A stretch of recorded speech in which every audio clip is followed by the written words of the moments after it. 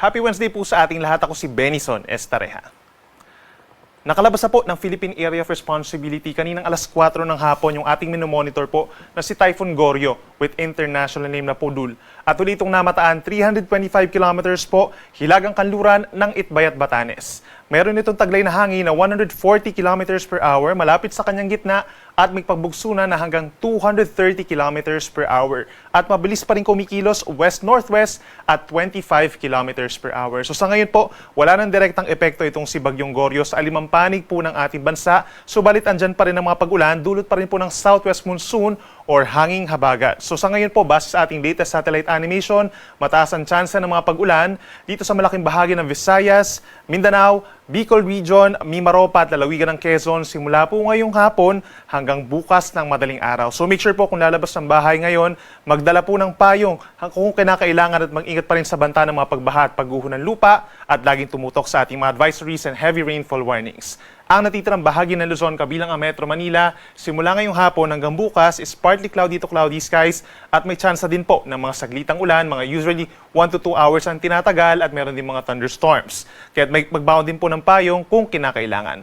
Base naman sa ating latest satellite animation, wala tayong nakikitang panibagong low pressure area or bagyo na mabubuo sa loob ng 3 araw at papasok ng ating Philippine Area of Responsibility. Pero patuloy pa rin yung ating monitoring sa mga cloud clusters o kumpul ng ulap sa kaliwa at kanang bahagi ng ating bansa. Base naman po sa huling track nitong si Bagyong Goryo, inaasahan nga po na kikilos ito sa pagitan po ng mainland China and Taiwan ngayong gabi at bukas ng madaling araw ay nasa may mainland China na ito at kikilos pa rin po west-northwest hanggang sa tuluyang humina na from severe tropical storm down to low pressure area pagsapit po ng Friday. Nag-landfall po ito sa may southeastern Taiwan kaninang 1 p.m.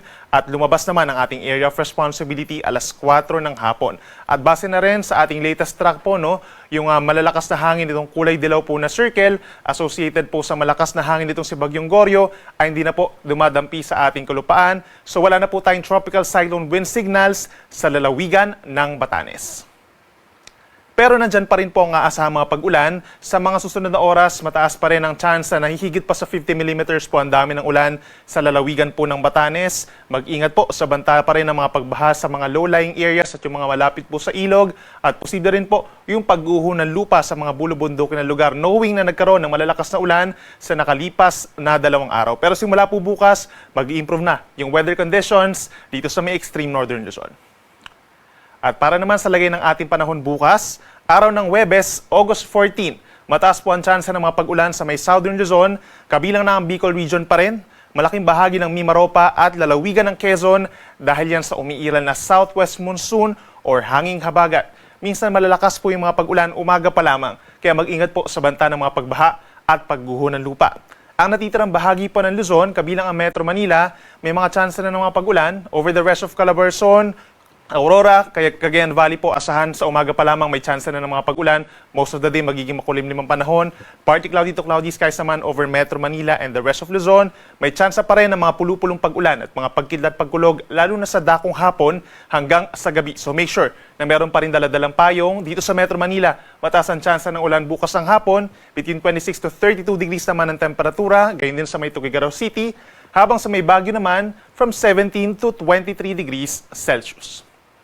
Sa ating mga kababayan po sa Palawan at malaking bahagi ng Visayas, bukas magiging maulan pa rin po dulot ng habagat at pinakamalalakas at madalas ang mga pag-ulan sa Palawan, Western Visayas and Negros Island Region. Mag-ingat din po sa banta ng baha at landslides at laging tumutok sa ating mga thunderstorm and rainfall advisories and even heavy rainfall warnings. Temperatura natin sa may Puerto Princesa mula 25 to 31 degrees, habang sa may Metro Cebu mula 26 to 30 degrees Celsius.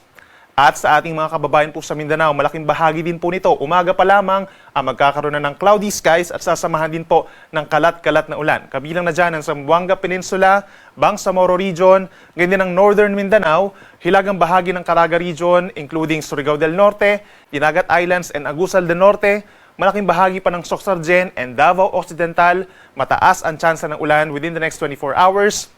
Habang dito naman po sa natitirang bahagi ng Caraga and Davao Region, umaga, partly cloudy to cloudy skies at pagsapit ng hapon hanggang gabi magkakaroon din po ng mga pag-ulan. So make sure din po na merong daladalang payong. Ang ating mga kababayan po sa may Zamboanga mula 26 hanggang 30 degrees ang temperatura, habang sa may Metro Davao naman mula 25 to 31 degrees Celsius. Sa ngayon po, tinanggal na natin yung gale warning dito po sa baybayin ng Batanes, pero nananatili pa rin maalon dahil dun po lumampas itong si Bagyong Goryo malapit, no? Mula 2.5 to 3.7 meters, nasa halos isang palapag ng gusaling taas ng mga pag-alon pa rin po ang mararanasan. Overnight po yan. So delikado pa rin ito for small sea vessels. Sa natitirang baybayin ng Luzon, kabilang po ang baybayin ng Manila Bay, nasa around more or less 1 metro ang taas ng mga pag-alon. Tumataas yan kapag may mga thunderstorms hanggang 2.5 metro. Habang sa may Visayas and Mindanao, nasa kalahati hanggang 1 metro ang taas ng mga pag-alon sa susunod na 24 oras at tumataas lamang hanggang 1.5 meters sa malayong bahagi po ng Pangpang. At para naman sa ating 3-day weather outlook pa, over this Friday hanggang sa weekend, aasahan pa rin po ang mataas sa tsansa ng pag-ulan sa malaking bahagi ng bansa dahil pa rin po yan sa umiiral na southwest monsoon or hanging habagat. Dito sa Luzon, asahan pa rin natin ang mataas sa tsansa ng ulan Friday and Saturday, Metro Manila, Central Luzon, Calabarzon, Bicol Region, Mimaropa, at pagsapit ng Sabado, mataas na rin ang tsansa ng ulan sa may Cagayan Valley and Cordillera Administrative Region. Dahil nga yan sa habagat, kaya't minsan malalakas ang mga pag-ulan, kaya't mag-ingat pa rin sa banta ng baha at pagguho ng lupa at makipag-coordinate na po sa inyong mga local government units kung kinakailangan ng rescue or evacuation dahil may mga lugar po, lalo na sa mga bulubundukin, na magiging malakas ang mga pag-ulan.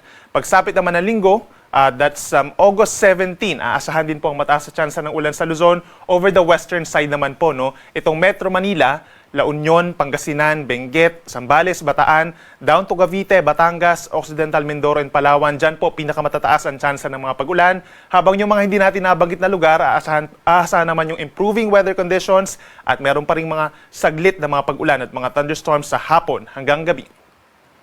Sa ating mga kababayan po sa Visayas, pagsapit ng Friday and Saturday, mataas pa rin po ang tsansa ng mga pag-ulan, dulot pa rin yan ng habagat. At inuulit natin, pinakamatataas ang tsansa ng ulan dito pa rin sa Antique, Aklan, sa may Guimaras, Iloilo, down to Negros Island, asahan ng matataas sa tsansa ng mga pag-ulan doon. Mag-ingat din po sa banta ng mga pagbaha at landslides at lagi tumutok sa ating mga updates. Hindi natin inaalis yung chance na magkakaroon tayo ng mga heavy rainfall warnings po, no? Then kapansin-pansin, pagsapit ng linggo, bubuti yung panahon sa malaking bahagi ng Visayas, and at the same time, umiinit po pagsapit ng tanghali, possible yung hanggang 33 degrees Celsius na temperatura at meron pa rin mga pulupulong pag-ulan. At pagsapit sa Mindanao, pagsapit po ng araw ng Friday, mataas ang tsansa ng pag-ulan sa may western portions, itong Zamboanga Peninsula and Bangsamoro Region. Then pagsapit ng Sabado naman, August 16, Zamboanga Peninsula pa rin po ang mataas ang tsansa ng ulan, gayon din ang Basilan and Tawi-Tawi. At habang natitirang bahagi ng Mindanao, partly cloudy to cloudy skies, may tsansa pa rin po ng mga pulupulong pag-ulan, lalo na sa dakong hapon hanggang sa madaling araw. Then sa linggo, fair weather conditions na sa malaking bahagi ng Mindanao at magiging maaraw naman at some point umaga hanggang hapon at then at some point sa gabi, meron pa rin mga pulupulong ulan at mga localized thunderstorms. Si Haring Araw po ay lulubog 6:19 mamaya at sisikat bukas 5:42 ng umaga. Yan pa rin na latest mula dito sa Weather Forecasting Center ng Pag-asa. Ako muli si Benison Estareha na nagsasabing sa anumang panahon, Pag-asa ang magandang solusyon.